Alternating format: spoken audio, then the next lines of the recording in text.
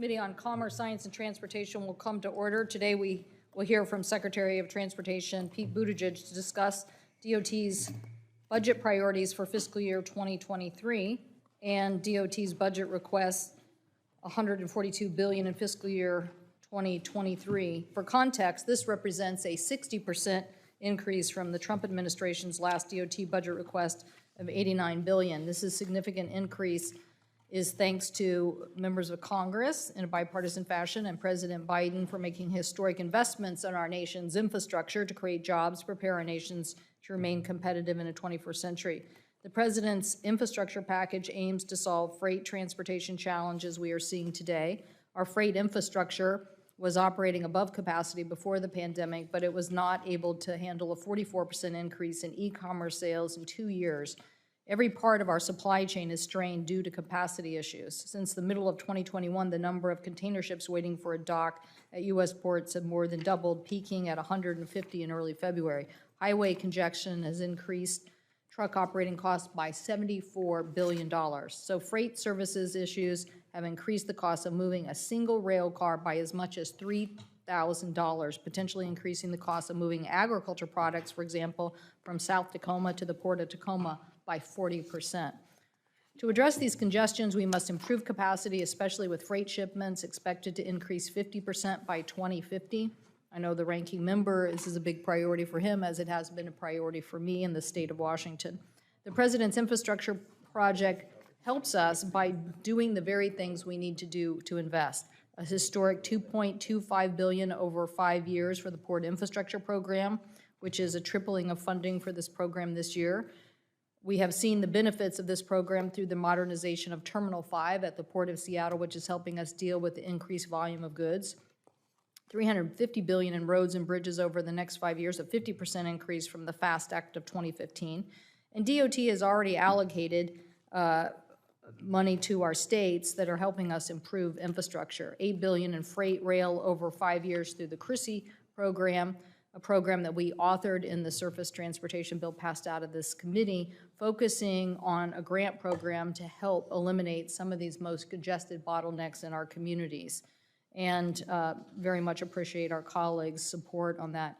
A $5 billion increase over 5 years in the new programs for mega projects that have national economic significance.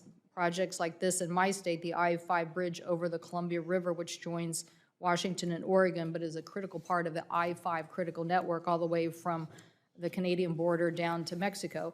The department is also charged with helping minimize the impacts that our transportation infrastructure has on our environment.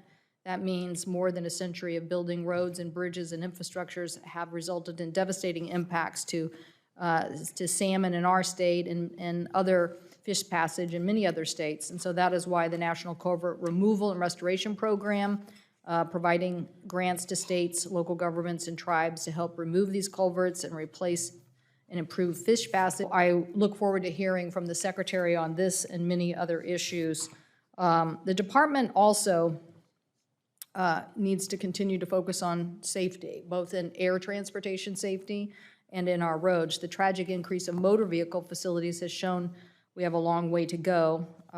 In my state, the state of Washington, there are 634 highway-related fatalities in 2021, which has the most increase since 2005. So I look forward to asking the Secretary about this.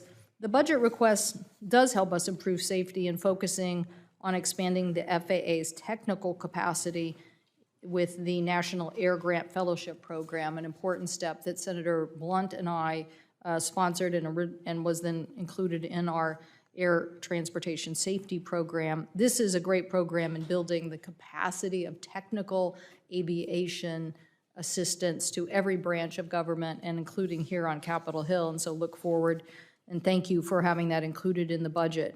Safety must be a top priority in aviation, and it must be a top priority in aviation manufacturing. So we look forward to continuing to focus on that with the Secretary as well. So these are many issues that we have to discuss. We will be releasing soon our aviation report as it relates to the COVID package and the results of that package. I know that many of my colleagues today will also ask about refund issues, because part of that report will also show that refund issues and how the Department of Transportation could be helping consumers be guaranteed a right to those refunds. So with that, I'll turn it over to the ranking member.